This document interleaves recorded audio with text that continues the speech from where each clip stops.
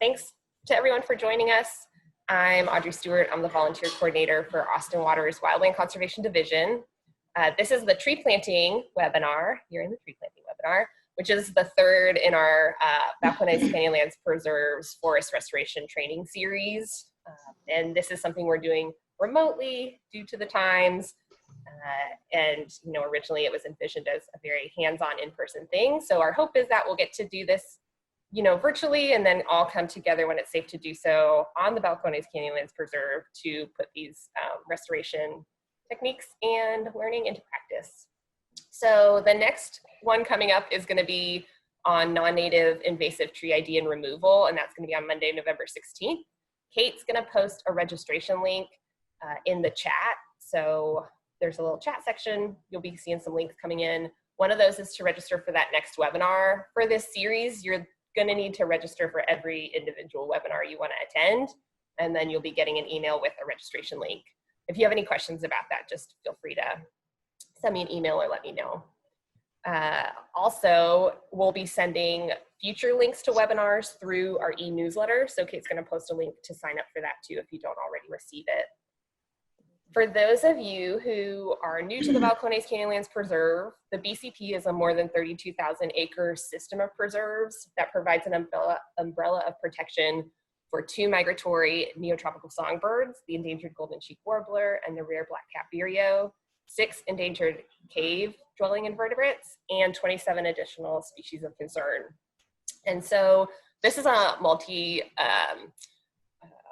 an effort of multiple organizations. So multiple partners manage the Balcones Canyonlands Preserve with the 2 largest land managers who also manage the endangered species permit as the city of Austin, so us and Travis County. And then by mitigating for development through the BCP, we're mitigating for development of endangered species habitat. This situation, the BCP allows for our region to grow and develop and prosper while being sure to protect our most sensitive species and our green infrastructure. With that, I think that's all the Zoom business. Feel free to reach out to me in the chat with any questions that come up. But I'm going to go ahead and turn it over to Jim and Lisa. So Jim and Lisa O'Donnell are biologists with the Balcones Canyonlands Preserve and the creators of this forest restoration series. All right, so I'm going to go ahead and turn off the video. There you go, so we can see the whole screen. All right. Okay, very good. All right, well, thank you, Audrey, and thanks for everybody tuning in tonight. It's actually really kind of nice getting dark a little early. It's a little cozier format for this. And this series is on the art and science of planting trees, and 'tis the season for planting trees. November, basically the end of October to the March timeframe is a great time to plant trees. I want to remind everybody that Arbor Day is this Friday, so if you are wanting to celebrate Arbor Day, tree planting this Friday is a good idea. And one of the other things I wanted to mention that you'll see in this particular series is we can't really gather together in large groups. Pre-pandemic, we were having 20, 25 people coming out and helping us plant trees. And you see Sam over here on the slide here helping us last November plant trees. And we can't really do it this year, but you can wildscape your yard. So take anything that you see in this presentation that might be helpful to wildscape your yard. I'm going to try to advance this and see if it works. We had trouble with this last time. Let's see if we can get it to advance.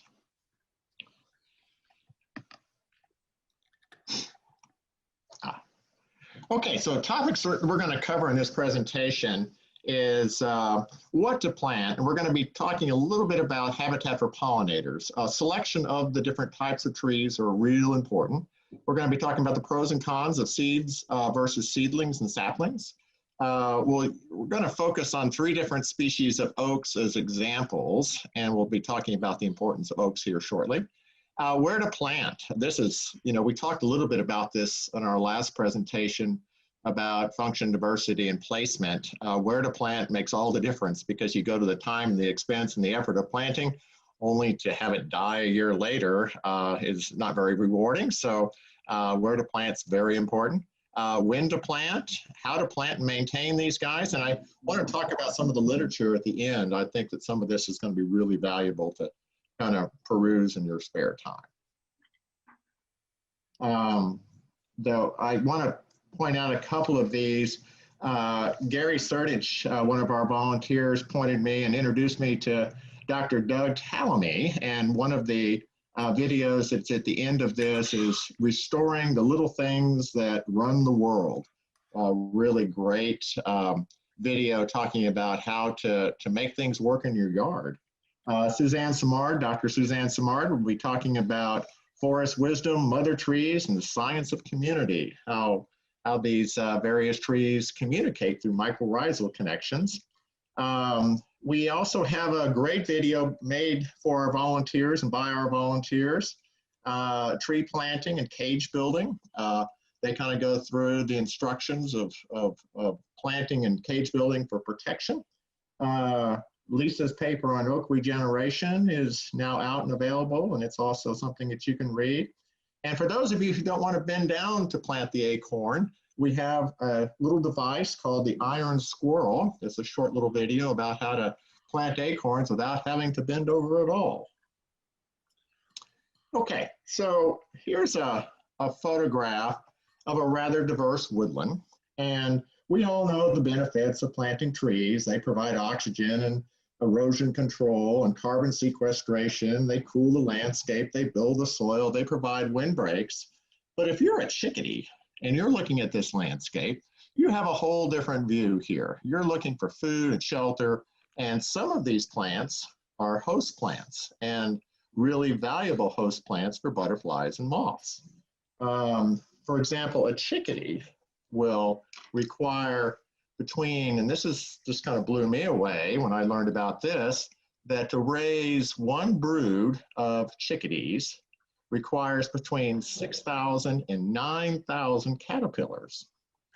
You think about that, one brood, 6,000 to 9,000 caterpillars. Think about the number of trips going back and forth out looking for caterpillars. And eventually they also eat other things too, like spiders and other insects out there. But caterpillars play a really valuable role, especially in the initial phase, because they're soft, they're like little sausages, they're loaded with protein, carotenoids, and provide a lot of nutrition. But in order to, and imagine that's just one chickadee brood, imagine all the other birds out there nesting and the number of caterpillars that they need. Well, that's when we need, in order to have a successful system, you're going to need a lot of diversity in that system. So we talked before about compositional diversity, structural diversity, functional diversity. All of those things come into play here. So in systems that have low diversity, there's not going to be enough food or enough host plants to produce enough food for bird populations to thrive. So let's look at some of the important plants, host plants, that make up a community. All right, planting for pollinators. One of the understory trees, it's a great understory tree, is wafer ash. And wafer ash is a host species for eastern tiger swallowtails and the giant swallowtail butterfly. Here's a photograph of a giant swallowtail butterfly. And what's interesting about these little guys is they get on these wafer ash leaves and they look exactly like a bird dropping. And so that's if you want giant swallowtail butterflies in your system or tiger swallowtails, Tilia is a great plant for that. Cedar elms. Cedar elms are host plants for question mark butterflies, morning cloak butterflies, and kidney wood. Kidney wood is a great little plant that we use a lot in restoration. It's a hardy plant. It blooms profusely in the fall, and it is the host plant for the southern dog-faced butterfly. But if we want plants that produce that have a lot of pollinators and or the host plant for lots of butterflies and moths, number 2 on the list of probably the best plant or tree to plant is escarpment black cherry. Eastern tiger swallowtail butterflies are a host here, but native black cherries, not just the escarpment black cherry, but native black cherries are host to plants for more than 450 species of butterflies and moths. But oaks are really the champion. Oak trees are essential in functioning ecosystems that produce lots of caterpillars and birds and all of that. You need, and that system, 557 different species of butterflies and moths will use oak trees as host species. All right, I'm going to turn this over to Lisa at this point to talk about some of the oak regeneration studies and acorn collecting that we do and how to test for acorns, where to plant them, and I'll turn this over to Lisa.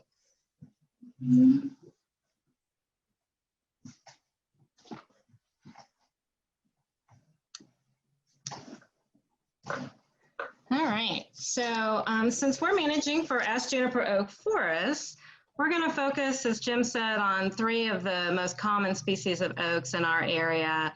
And for those of you who saw the talk a couple of weeks ago, Bill Reiner covered these, but we've got plateau live oak, Texas red oak, and shin oak. So those will be the focus here. I'll just mention juniper. Ash juniper is really, really hard to propagate and transplant. I've tried out in the field, I've tried in the greenhouse, and I've had very, very little success. I suspect it's one of those seeds that needs to go through the gut of an animal. And that's probably why we see a lot of them growing up under like live oaks. You know, you've got animals that are dropping those seeds. But I don't know for sure. And so anyway, so that's not going to be the focus. We'll focus on oaks, which are a little bit, actually a lot easier to plant. All right, so I guess the first question is whether or not you want to plant seeds. In this case, that's acorns or seedlings and saplings. And there's kind of pros and cons to both. Within the Balcones Canyonlands Preserve, some of our areas are really remote and we don't have easy access to water. And so in that case, you're going to want to plant seeds because seeds basically need no maintenance once you've planted them, assuming you've planted them in the right place. Another benefit to planting seeds is you can ensure that you get them from a local seed source. We'll talk about that in a few minutes. Downsides are that they are limited. You know, for acorns, it's kind of a narrow window in the fall, which is right about now. And the viability, you need to plant them pretty soon after you collect them. And because you're not maintaining them, the survival can be kind of low. And then they also tend to grow pretty slowly. Seedlings and saplings have a much wider window. As Jim said, you can plant from October through March in our area. We'll talk about that a little bit later. Downsides, oh yeah, and then they also tend to grow quite a bit faster. I mean, you've got a big jump start, so you're able to plant, you know, something quite a bit bigger. And as long as you're able to take care of it and you've got a good source of water, then that's actually a good option as well. We'll talk in a minute about, you know, checking your seed source because they may not be local if you're getting them from a nursery.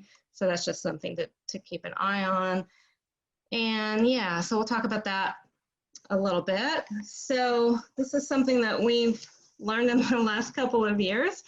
So I put the range maps of the Texas red oak and the plateau live oak. Those are the species in our area that are most common. They tend to overlap a little bit with Shumard oak and then the coastal live oak. But as you can see, the range of Shumard and the Shumard oak and the coastal live oak are, you know, much broader and go much farther east. And in one case, we got some seedlings from, I won't say who the supplier was, but we got some seedlings and found out later that they actually were Shumard oaks and they were collected in East Texas. And the downside of that is that they may not be adapted to our area. So if you're farther east, you're probably gonna rely on a lot more water, and our area tends to be a lot drier. And when we have planted Shimard oak in particular, they have not survived. And so, yeah, even though they will hybridize, the ranges overlap a little bit, it's still better just to get a local seed source. So using oaks as an example, but a lot of this can apply to other plants as well, other forest species anyway. The next question is going to be where to plant. And we're going to talk a lot about this because it's all location, location, location. The other thing is we've had a lot of volunteers help us with planting and different experiments over the years. So this is kind of an opportunity. I know some of those are either sitting in now or going to be listening to this later. So it's a nice opportunity to kind of share some of that information with them. But all right, so you're going to plant some acorns or oak seedlings or saplings. So where are you going to plant them? You're going to plant them here in the opening. We're talking about reforestation. So this is kind of the intuitive spot for us, I think. At least it has been for us. The other option is to plant under living canopy, like this. And I don't know if you can tell back here, there's a dead tree back there. So that's the other option. So in the past, we would plant acorns and seedlings in the clearing and then wonder what happened to them. And after trying that a few times, we decided to do some field experiments because, again, there's a lot of time and expense, and it can be frustrating if you go back years later and don't find them. So, yeah, so that led to several field experiments, starting with our first one. So this is in the fall of 2013. This is what we call our Shin Oak study. And this slide here is where we did our study. And so we set up plots in each of the 3 habitat types. So we're looking under living canopy, under dead canopy, and then in the open with no canopy. So within all 3 of those habitat types, we set up 6 plots. Each plot had 200 acorns, so there were 1,200 across all 6 plots for each treatment. And so 3,600 acorns total. And again, huge collaborative effort with our volunteers, and you can see them here helping us plant these.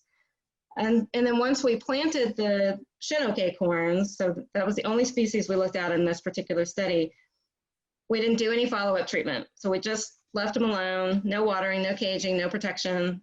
We just walked away and then monitored them periodically after that. And then 4 years later, in the fall of 2017, we excavated 5 seedlings per plot, and that included the root systems. And we were really surprised. I've never actually done this before, but we were really surprised to see just how sprawling and vast those 4-year-old seedling root systems could be. This is one of our biologists, Daryl Hutchinson, and one of our collaborators, we'll talk about her in a little bit too, Dr. Monica Gorzalak, excavating our champion seedling. This one was over 2 feet deep, and you can see there's like flagging just to try to keep track of it. Yeah, and obviously this is pre-COVID. That's why we don't have masks and we're not social distancing. We would be a little bit different today. And then just the results of that particular study. So that was our 4-year study, and that's the one where we have a paper that we published this year. So our results were, we had almost, well, actually we did. We had 100% mortality in 4 of the 6 plots. And we only had living seedlings and not a whole lot, but we had a few in the 2 smallest canopy gaps. And those canopy gaps range from about 1,600 square feet to about 2,400 square feet. So about the size of a, modest house. So fairly small. And again, no seedlings remaining in any of the bigger gaps. Survival ended up being the same. I mean, kind of low overall, but still better than what we had in the open plots. And we didn't have any, or at least we had seedlings in all of the plots by the end. And survival was linked to the living tree canopy and then the dead tree canopy. So they needed to have some protection from tree and shrub cover and then soil organic matter. And so our conclusion was that the forests are facilitating oak regeneration, and we call these nurse trees. And This will lead into our next series of studies, but we speculated that this could be due to shade, protection from the intense sun.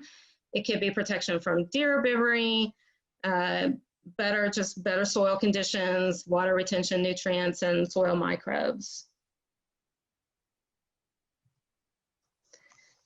And so our findings were from this first study are consistent with recent research, which is providing a new view of plant relationships within our native forests, that instead of trees competing with each other for light, water, and etc., nutrients, that trees and other plants are interconnected and function as a superorganism, and this process is known as facilitation. So the idea of facilitation happening below ground has been promoted by Dr. Suzanne Simard, and Jim mentioned her. She's a professor with the University of British Columbia. And Dr. Monica Gorzalak, who you saw earlier in that photo with Daryl, is one of her former students, and you'll see her husband, Brian Pickles, in another slide or two. And Suzanne, Dr. Simard has been conducting this groundbreaking research on mycorrhizal fungi since the 1990s. And she helped produce this video that I'm just going to talk through. Audrey mentioned we've got a link to it that you can watch later, and hopefully you will. It's short, it's less than a couple of minutes. And so mycorrhiza, so this is a fairly new concept for us. And mycorrhiza literally means fungus root. So myco is the fungus and the rhizae is the root. And this is essentially just a union of the fungi that grows around and inside of the plant roots. And so you can see that in this little illustration here. You can see like these white threads, and then which are the mycorrhizae and the mycorrhizal networks, and then the bigger roots around that. So the fungi can penetrate rock and soil pores that the tree roots can't access, and provide the trees with minerals like nitrogen, phosphorus, and water. And in exchange, the trees are providing carbon that they get from photosynthesis to feed the fungi. So the fungal networks greatly increase the surface area, allowing for greater absorption. And there can be hundreds of kilometers of these fungal mycelia under a single footstep. And we only see a tiny bit on the surface, which is the mushrooms, the fruit bodies of this mycorrhizal network system. And Dr. Simard has found that mycorrhizal fungi don't just connect trees to the earth, but to each other. And not only of the same species like their seedlings, but between very different species, which is what you see here. And she refers to trees as super cooperators. Trees can also send chemical signals through this fungal network, for example, if they're attacked by insects or disease, so other trees can increase their defense systems. And large old trees tend to have really well-developed networks and can be connected to hundreds of different of other trees. And they can also send resources to their seedlings, like providing carbon to shaded seedlings. And these mycorrhizal networks have been dubbed the Wood Wide Web. And most of the research has been conducted on a limited number of species and ecosystems. And we're interested in trying to figure out how this works in our ash juniper oak forests. So here's an example of how roots really liked other roots. So that was something else that we noticed when we were digging up these little shin oak seedlings, is that the roots would either go into just solid rock or find other roots. And here's an example of big roots. This is in Cotterell Cave, and the dark root is the ash juniper, and then the shin oak is the lighter colored root. And you can also see mycorrhizal fungi in the cave. And then this is Dr. Pickles, who's another one of Dr. Simard's former graduate students, along with Monica Gorzalak. And so they've been collaborating with us. They helped us with the Chinook study and our co-authors on that paper. And they're still looking at DNA and some other results from that 4-year study. And so in our Chinook study, they found that there were higher mycorrhizal colonizations on Chinook seedlings that were under the living canopy. So there are lots of benefits of mycorrhizal fungi, and these list some of the major ones. We talked about enhanced water and nutrient uptake in that previous slide, and that in turn helps increase drought resistance and pathogen resistance, and then that just helps overall plant, health and stress tolerance. Mycorrhizal fungi also promote carbon sequestration and storage in the soil, and there are huge amounts of carbon stored in the soil that's been attributed to mycorrhizal fungi. So talking about soil organic carbon for a minute. So you can see here, this is a graph showing soil organic carbon under a mature forest canopy compared to adjacent areas that have been cleared and an adjacent young forest. And these were all taken in that same study area as the Chinook. So they're all flat, so the differences aren't due to erosion. And you can see the mature forest has about 3.5 times more soil organic carbon than the adjacent cleared areas, and then the young forest is in between. And some reasons why soil organic carbon is important, and I actually got this off of the Natural Resources Conservation Services website, and I thought it would be helpful just to go through some of those. So carbon is critical for soil function and productivity, and is a key component of and a contributor to healthy soils. Soils high in organic matter can hold more water, which means they both capture and store more rainfall while reducing runoff and the resulting flooding. High carbon soils are less vulnerable to erosion and are more resistant to drought, and they store and supply nutrients and have better fertility and less likely to lose nutrients through leaching. And if you don't like graphs, you can just visually see it. You don't have to collect soil and send it off to a lab. You can just put it in your hand. The dark soil is an indication of really good fertile soil with high organic matter, and then the one on the right is from an eroded slope. So if you're going to plant acorns or anything else really, having that topsoil and having rich organic matter is really important. And as I mentioned before, that was one of the findings in our study, is that the Chinook seedlings did much better when you had that more organic matter. And we do plant in these eroded areas too. I think the video shows that, because some of these open areas don't have a lot, and we've lost topsoil, and so we don't have much choice. And then here's some new data that I just heard like the last couple of weeks. This was from Brian Pickles. So I mentioned in that Chinook study that we collected some additional data that we're still analyzing, and some of that was soil and roots that we had fungal DNA analyzed from. And so Brian was telling me that what they're finding is that there are more beneficial, or these mycorrhizal fungi in the under the living canopy, and with that, fewer pathogenic fungi than in the open area. So the open area is kind of having the opposite. So I thought that was really interesting, and I'm going to see if I can get him to give us a presentation on that at some point once we have a little bit more data. All right, so we talked about facilitation, which can happen both above and below ground. We talked about the importance of healthy soil, so that's the below ground part. And now we'll talk a little bit about the above ground part. And so, as we said, like in our Chinook study, we didn't really investigate why we were losing seedlings, and so what role is the tree canopy actually playing? And so is it mainly shade, or is it deer herbivory, or some combination of the two? And so that got us to doing another set of experiments, and again, lots of volunteer help with these as well, setting up these cages and all of these different plots. So what we did was we set up plots in the open areas that didn't have any protection from sun or herbivory, and then we caged some of those. So just putting caging to protect from deer herbivory only.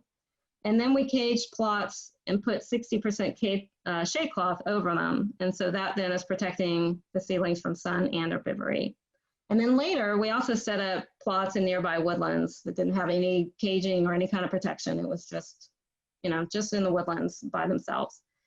And so we repeated this setup at several sites across the Balcones Canyonlands Preserve. We looked at all 3 species of oaks that we talked about, so plateau live oak, Texas red oak, and the Chinook. And we found that for all 3 oak species and across all sites, that shade during summer drought is absolutely critical for survival. And so that was really the cause of the mortality. And so here we've got Texas red oak seedlings in August. These were planted as acorns under canopy on the left, and then in the open on the right. And I've just got a couple more little graphs for you. So this was an initial pilot study that we did just looking at Texas red oak. And you'll see that the red line is where we didn't have any protection at all. So it's uncaged, no shading. The blue line is where you've got some protection from deer herbivory. It's got caging. See, it's doing a little bit better than the uncaged. Not a lot, but a little bit. And then the top line is where it was protected both from herbivory and from the intense sun. And so you can see there that green line that they're doing a lot better. And then if you look at the dates, you know, everybody's doing okay up through July. And then once you hit August and September, when it really gets hot and we've had so little rain, you tank if you don't have any shade. And then I mentioned those woodland plots, so no protection, just woodland shade. And so that's the yellow line here. And so this is looking at live oak seedlings and shin oak at another one of our sites. And you'll see like early on, like this is for shin oak in particular, all the other plots are doing really well. And you kind of think, oh, those woodland plots are losers. But in the end, they actually end up doing better because again, once you hit August, September, you're just tanking. Even the shaded plots are not doing well. So, and that was really interesting to see too. This ends up being about 18% survival across all three species and all of the sites that we looked at. So a very consistent pattern. So the lesson learned from that is that it's really cheap and easy and effective to plant under canopy. And you can plant under living canopy, just what you see on the left, that's a Texas red oak, or under dead canopy and making use of those dead trees. This is a photo that Gloria Wilson, one of our volunteers, took. And you'll see her in the video demonstrating how to build cages around trees. All right, so we went into quite a bit of detail on where to plant. So ideally under some sort of canopy for oaks, and probably for almost all of the forest species, they're gonna need some sort of canopy or some sort of protection from shade. And so then the next question is, when do you plant? So for acorns, again, we've got a more narrow window. So we usually start scouting for the three species that we're looking at, plateau live oak, red oak, and shin oak in mid-September. And generally they mature by around mid-October to mid-November, varies a lot from year to year. The acorn crop really varies too. This is the first year where we've had very, very few. Like last year was a great year for red oaks and live oaks, not great for shin oak. This year, there's nothing. Well, I won't say nothing, but very, very few. It's really, really hard to find them. And so I'm not sure exactly what's going on with that. Could be that last year was such a good year that they just don't feel like they need to produce anything this year. I'm not sure. Because acorns lose their viability quickly, you want to plant them really, really soon after you collect them. And again, once you plant them, you know, you can pretty much just walk away, which is kind of what we have to do in some of our preserve areas. And then if you're planting seedlings and saplings, again, you've got that wider window. You can do October through March. Earlier is better, so those plants can get established and, you know, get acclimated to their environment before that hot, dry summer hits. And again, just check your seed source and try to make sure you've got locally, you know, derived plants. And then also just be checking for non-native ants. Anytime you buy something from, you know, commercially, there's always a risk of getting, you know, introducing non-native species. So red imported fire ants, tawny crazy ants, that sort of thing. So just check your pots really well. And then, yeah, you'll need to water and take care of those for at least a couple years after. And a little bit less maintenance if you plant them in a good spot. So talking about collecting acorns, so acorns are mature when they're easily separated from the cap. And you can see this is a shin oak acorn photo. And yeah, I don't know if you can tell, but if you just were to thump it, it's going to fall right off that cap. So you want to just be able to just, give it a, just a little twist. It should, or just a little thump, and it should fall easily. You shouldn't have to like really struggle to try to pull that thing off. It's not mature or ripe if that's the case. You can collect them from the tree or ones that have recently fallen to the ground. And because we want to leave plenty for the wildlife and natural regeneration, we don't collect more than, about 10%. And most of these trees are tall, so that's, collecting more than that is really not possible anyway. And then just so that was Chinook acorns, and then this is live oak acorns. This is a Texas red oak acorn. And I was just going to talk about this for a minute because we'll talk about the base in another couple of slides. So I just thought just going over some of the basic external features would be helpful. So the base, which is called an abscission scar, that's where the acorn detaches from the cap, is on the top side of this particular image. And then where the acorn will actually sprout is at the bottom here, what they call the remains of style. And those are the main parts of the external. And I thought a cross section of the inside would be kind of interesting. We'll talk about acorn weevils here in a minute. And so you'll see a cross section there with a weevil in it. But yeah, just again, looking at the root, the embryonic root, and then the shoot, the part that goes above ground. And then this whole capsule here, these are the cotyledons, which is essentially just the energy reserve. It provides food for the developing seedling. And acorns are really big, and one of the advantages is they provide food for a long time, and it can be up to a year. And then as that little seedling develops, it becomes more and more dependent on external sources. So again, that's why that soil organic matter is going to be really important as those food reserves are depleted. So checking for viability. Again, you want it to be something that's just recently fallen off the tree, easily separated from the cap. The easiest way to tell is to look at that base or the abscission scar here. And it should be really fresh colored. This is a live oak acorn on the top. And the abscission scar tends to be white. Sometimes it can be kind of an orangish color, but it should always be really fresh looking and clean. And then for the red oak acorns and the Chinook acorns, it'll be a lot of times kind of a bright yellow. This is not super bright, but it still looks really nice and clean. So that's a pretty healthy acorn. And then you're going to just look for signs of insect damage. So you see a really healthy live oak acorn on the bottom, on the left image, and the one on top is, yeah, you're not going to want to plant that one, or if you do, it's probably not going to sprout. And then the image on the right is Texas red oak acorns, and again, the one on the left is nice and healthy and clean, and you start seeing some discoloration on the one on the right. And acorn weevils are one of the main sources of damage for acorns, and a lot of, I don't know what percentage, but a lot of our acorns will have these acorn weevil larvae. And you'll see that by that very, very nice round hole.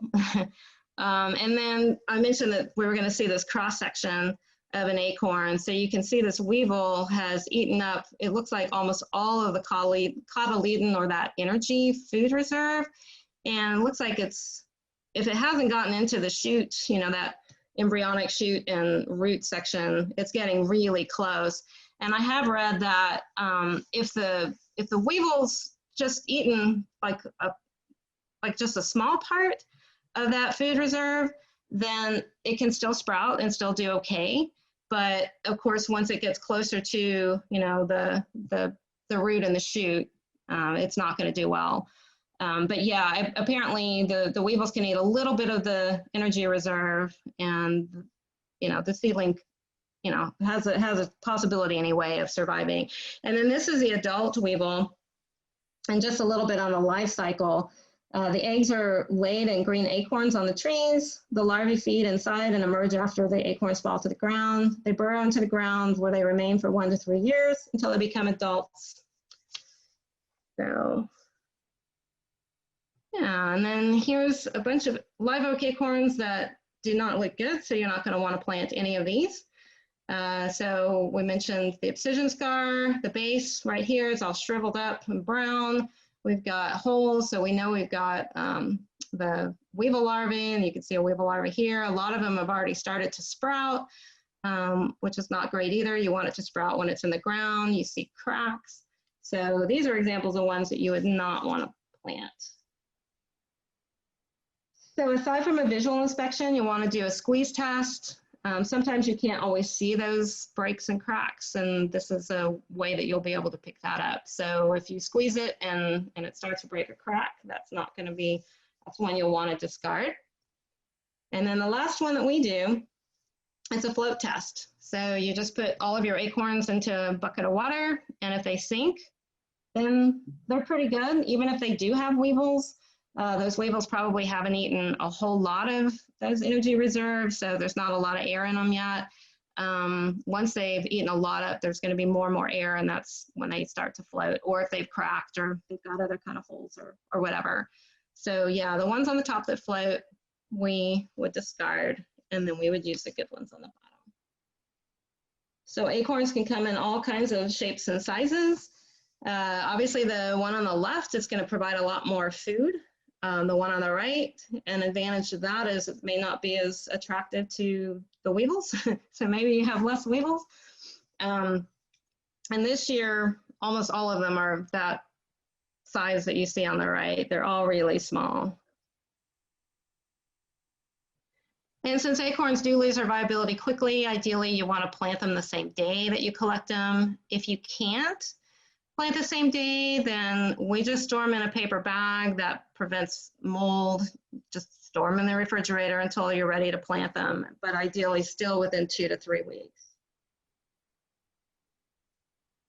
And we mentioned making sure you have topsoil, so you're going to want several inches. You don't want to plant these in bare caliche or something where you've had a lot of erosion. A rule of thumb for all seeds is that you want to plant about twice as deep as their size. So on these guys, you know, somewhere around a couple of inches, so you don't want to plant them too deep. And then another question that we get a lot is, you know, do you plant them on the side? Do you plant them with the base up? You know, how do you plant them? And it really doesn't matter that much, but I'll show you a slide here in like the next slide of why it's best to put them on the slide. But, you know, that little seedling is going to figure it out, even if you know, no matter how you plant it. And Jim mentioned that video of the iron squirrel. So this is a trowel. So if you don't want to be like hunched over and you want to just stand up and plant lots and lots of acorns, then that was a pretty ingenious way to plant them, where you just have a shovel with a pipe. It's like, golly, what a good idea. Wish I'd thought of that sooner. And then these are developing acorns. So again, the advantage of planting on the side is, you know, you just get this, you know, the radical or the root it's just easy. It's making its way on down into the soil, or would be if somebody hadn't put it on concrete. And then the shoot is going up. But like I said, you know, if you're using the iron squirrel and you don't plant it perfectly on its side, that plant's gonna figure it out. So don't worry about it. And then just reforesting, if you have a big open area and you want to reforest that and you do want to put oaks in it. So we've actually done that. And this is an area where we've supplemented with really good soil. We water on a really regular basis, and these oaks still have a really hard time. And so in a case like that, here we've got a cage with some shade cloth over it, and the seedling's doing fine.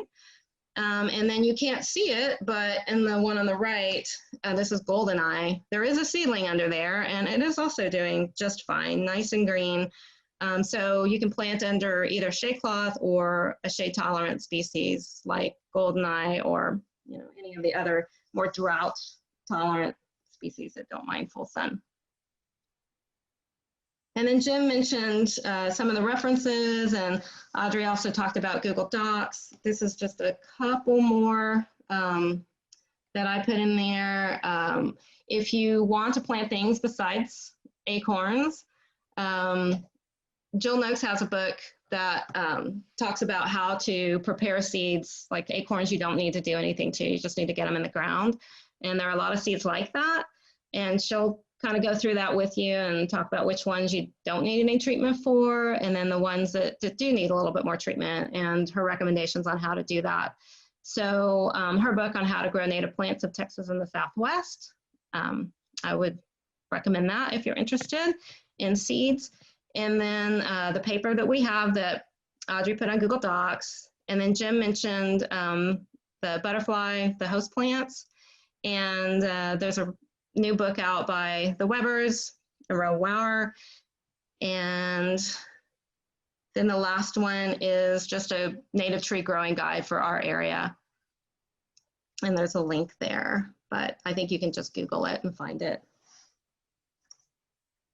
And then I'm gonna let Jim come back and talk about this part. So this is just getting ready for the video. Yeah. So a couple of weeks ago, we got some volunteers together and tried to do our social distancing with the mask and gloves and demonstrate a tree planting instructional video on our berm and swale project. So on our berm and swale project, it's really easy to plant in the berms. Now in between, where the ground is still pretty hard and compacted, we also need trees in there, and we have to be really careful in there. As Lisa was saying, that's not a place for oak trees. We're not going to plant oaks in between the berms. So we plant trees like Mimosa borealis or kidney wood or flame leaf sumac, things that are going to be a little tough, be able to withstand kind of a compacted soil and a more sunlight type thing. So we have a video to share, and then Gloria, who is our master cage builder, demonstrates how to build a cage that's going to be substantial and stand up, without falling over so much. This time of year, I noticed we're having some trouble with deer. The bucks are feeling their oats these days, and they will come over and actually knock our cages off the, where they're, even if we've got them anchored down, they'll mess with them and knock them over a little bit. But it doesn't happen all that often, but building a substantial cage that's a little bit reinforced helps with that. So I don't know if we're going to show that video now, or is it just... To come back, see if Audrey will come on, because I think we were going to have everybody get just go and see that. Okay. Then we're to our question and answer session. So if you have questions you want answered that you haven't gotten to put in yet, go ahead, but we'll get started with the ones that are there. So Jackie asks, are there sequences of plants that you can plant out or away from the canopy area that tend to improve and prepare the habitat as at the fringes of the copses as you try to expand them, i.e. or e.g. grasses, shrubs, etc.? And the answer to that is yes. And we do have a lot of mott's out there that are, they're usually left over from areas that weren't cut historically. So there's oaks and junipers in those mott's many times, along with other, 10, 15 other different little woody species that are in those mott's. Now there's soil in those mott's, and you could actually, well, this is a great question, Jackie. So we do want to expand those out, and there's different ways of doing that. Sometimes the ground just outside is caliche, hard pack kind of stuff. In that area, we might use grass or something like that, just to kind of get some soil biology going, moisture retention, all of that. We can also use the leaf and soil debris from the motte itself and bringing it out. And we'll want on the outside there some pretty hardy plants, again, depending on the sun angle that we talked about last time. If that's a west-facing area there, then I'm going to put Mimosa borealis or flame leaf sumac is a great plant for those kind of areas because it provides shade and a lot of leaf litter. So you want that biomass on top of the soil there. But so in a more stressed area like that, I'm going to use those hardy plants. Now, in areas that may get a little afternoon shade, I can see put in something like Mexican buckeye or something like that. That's going to be, you know, it's a big, it can grow up to be a pretty big plant, very bushy, and provide a lot of biomass. So it kind of depends on the site. And then again, we want to make sure that we can capture water in that site so it doesn't run off from it. And it's actually kind of those are fun projects to work with, but the answer to that is yes. Great. And then we have a question from Elizabeth, who's asking about why there would be 0% viability. So this person's in West Austin with native post oaks that are 20 plus years old and kind of self-planted under tree canopy. And they get a handful of sprouts each spring, but none of them survive. It's a front yard wildscape, no pesticides or herbicides, household compost spread 1 to 2 times a year. Some areas receive occasional sprinkler, other occasional hand watering, but all die by the end of the first year. Any thoughts about that? That's interesting. So she's talking about post oak? Yes. In particular? Yeah, so there's a reason why I didn't include post oak. I think even Bill Reiner mentioned it in his talk that he hasn't seen a lot of regeneration, natural regeneration under post oaks either. And we don't have a lot of them on our preserves. They tend to be more in gravelly areas or kind of isolated areas. But the place where I'm thinking about actually is close to where we did that Chinook study. We do have some really big old post oaks in there. And I have noticed that I never see any seedlings growing. I think we would have to collect those acorns and just see what's happening in a greenhouse to find out. And so I don't have a good answer for that, but we could definitely check into it. But it just could be one of those that's harder to grow. I don't know. Yeah, you know, oaks vary quite a bit on the germination rate. Luckily, the Texas red oak, we get almost 100% germination from that. And we're live oak, you know, when I grow them out in a nursery situation, you know, I might get 40% germination at best. So it varies quite a bit. I don't have a lot of experience with post oak, but it just may be a tough one to get going. Got it. And Justin has a question, clarification. What is pathological fungi as opposed to beneficial? So like the mycorrhizal fungi are the ones that form those networks and share resources and kind of shuttle them back and forth between the trees. Between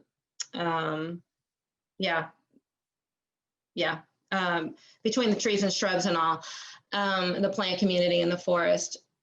And the pathogens would be more like oak wilt. Oak wilt would be a pathogenic fungi. I don't know if that was one of the ones that was in Brian's list. He just said that he got the DNA data back and he just noticed that there were a lot fewer of these pathogenic fungi. And my first question was, well, what about the oak wilt fungus? Is that one of those? And I don't know yet. And I'm not sure if he knows, like, oh, he probably should by now. But that would be an example of a pathogenic fungi. And we don't have any more questions at the moment. I guess I have a question. When you're thinking about tree planting in like the BCP and other places, how are you thinking about like the canopy of the future when it comes to things like oak wilt or maybe emerald ash borer one day, or these kinds of things how do you think about that, and how does that impact how you plant and restore? Yeah. Well, oak wilt is a big concern of ours. And, you know, so one of the things that we do, because, you know, in some of our properties that have been burned or cleared, and the Texas red oak tends to come up when it comes back up after a burn or after a windstorm or something that knocks it down or something. It comes back up, but it tends to come back up at an angle, you know, and there's like this little ring of trunks that come up out of Quercus bucklea, Texas red oaks. And those trees are real vulnerable in the future for being blown and windstorms to get knocked down. And some of these really windy days that we've had recently, because they're at an angle, they tend to get blown down. And so any open wound that happens out there is dangerous for spreading oak wilt. So sometimes I'll go in and we'll monitor this, you know, where we know we have some trees like that we're a little suspicious they're going to get blown down, and make sure that they haven't been blown down. But also on dead limbs and things that may fall on another limb is little tree pruning, you know, that will take out limbs that may be dangerous for scarring of these trees. We're really, really conscious of any sort of cutting that happens out there, whether it be for power lines. We go out and monitor these companies to make sure that they're painting and cutting only where they need to cut on oak trees. Because once it gets into the system, it's really, really damaging. A lot of it is soil health and rebuilding those systems and planting a lot of diversity. We also do a lot with shin oaks. They're less prone to oak wilt. But yeah, it's an ongoing problem for us, and we just have to, be mindful of it in our management. Yeah, and they're such critical parts of our habitat, so we don't avoid them or say, well, yeah, they're prone to disease, so we're not going to plant them. We still plant them. I think Jim touched on the diversity. So I think just having a lot of diversity is probably the best defense to pathogens and insects and other things that potentially could attack trees. A lot of the thinning that happens, when people, private landowners will go on thin their property to just have oaks or something, and they end up scarring the oak trees in the process of this machines bumping up against it is a major problem for spreading oak wilt, but also just the removal of those trees. And that's one of the things that we're doing with the study with Brian and Pickle is how other trees, the diversity of trees around those oaks. So that's how they evolve. Texas red oaks, for example, are kind of forest understory trees that they may really need those other trees, that diversity aspect again, to be healthy, to have a healthy forest, healthy soils. They may play a real critical role, and we're trying to, get to the bottom of that so that we can actually write a paper on it. Yeah, and I was just thinking too about, places where you just see these monocultures of live oaks that are a little bit farther west. I want to say kind of near the Kerrville area, where as you're driving down the road, you'll just see like it just seems like mile after mile of dead oaks that look like they have probably died from oak wilt. And I think that's a good example where everything's been cleared and you're just left with this monoculture. So I think having lots and lots of diversity is probably the best defense. Great. And we have a couple more questions that have come in since. Robert asks, which is a good segue, it's related. We have lots of oak juniper, but little diversity. What understory plants should we consider for that, and guidelines for planting them? Yeah, that's a great question. That's kind of what we do is we have the same issue. We have oaks and junipers, and we were walking on one of our plots the other day, double J&T, that we're getting ready to do some restoration work on, and the component there was live oak, there was juniper, and then some persimmon. And kind of going back to what I was talking about earlier, diversity is crucial if you want a lot of caterpillars to feed the birds and all of that. And of course, the insects, the whole diversity aspect that just kind of snowballs. Once you have some canopy trees like oak and like juniper, you can slide in there and, if you can't water them on a regular basis, seeding is perfectly fine. Understory plants that would do well in a situation like that would be Carolina buckthorn is a real easy one to grow. You can basically, they're seeding right now, and you can just, it's a fruiting type berry. You just get pick them and then take the fruit off, kind of clean them up a little bit, and then stick them in the ground. And the understory area is a great one for that. There's rusty blackhaw is a little harder to grow, but collecting the seeds of those and it's a berry again, and it's actually edible. It kind of tastes like a raisin. And so you can chew on that and spit out the seed and plant that. Rusty blackhaw is a wonderful, is a white flower. It's a really pretty understory tree. Boneset, if it has a little bit of sun, boneset's a great pollinator bush. It's a little shrub. Easy to grow also. Yeah, easy to grow. Sumacs. Yeah, sumacs can grow in situations like that. There's a whole host of plants to kind of put in there. You know, it's kind of think what American beautyberry, if there's some moisture in that soil, is a really nice one to put in there.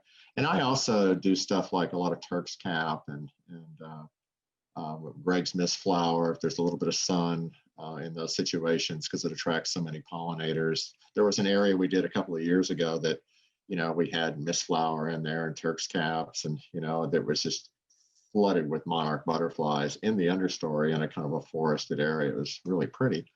But it just kind of shows, because the problem is, I think, is people see these, well, this isn't very interesting because it's just juniper and oak and maybe one or two other species. And it does lack diversity, and it lacks diversity because of the land use history. So part of what we're trying to do in some of these woodland areas is bring in lots of diversity into these systems. And you walk down there now and there's butterflies and birds, and you just kind of bring it to life down there. Now we plant some real rare stuff in some of these things, like sycamore leaf snowbells and canyon mock orange and things like that we grow in our greenhouse and to kind of put back into the system. But when things clear up, come out and I'll give you a tour and I'll show you all the stuff we planted and the results of that. So I think the pollinator plants that you were talking about at the beginning too, you know, the wafer ash and wafer ash and cherry. Yes. Yeah, there's lots of things in it. You know, again, it's going to depend on where you're at. If you're on kind of a dry level upland versus a riparian area, those will be a little bit different. But. Yeah. Ooh, great. And Jackie has a question. Are you actively scouting trees, like tree species that might become better adapted because of climate change? Yeah, we're planting stuff that we didn't plant a couple of years ago. You know, in our dry, exposed hillsides, I'm putting huisach in and rotama. So we're planting some things along with Mimosa borealis and kidney wood and other things like that, just to kind of get those areas started. But, you know, there's a phrase called plant ahead, you know. So in these areas that you sort of expect, maybe it's going to dry out, or maybe it's just going to be the regular drought cycles that we have in exposed areas that, you know, have been caliche for quite some time, will probably remain caliche unless we intervene with something. And those first steps are some of those really hardy plants that can deal with real dry environments. There was a place that we saw on Saturday that I worked on, I don't know, maybe 5-6 years ago, and really haven't been back to it. And it was a caliche steppe, you know, and it was just, and the people I was with said, oh, let's go look at that project that you did 5 or 6 years ago. And I was reluctant to do it because I thought, oh, it's all going to be dead. And, you know, because, you know, we never tended to it at all.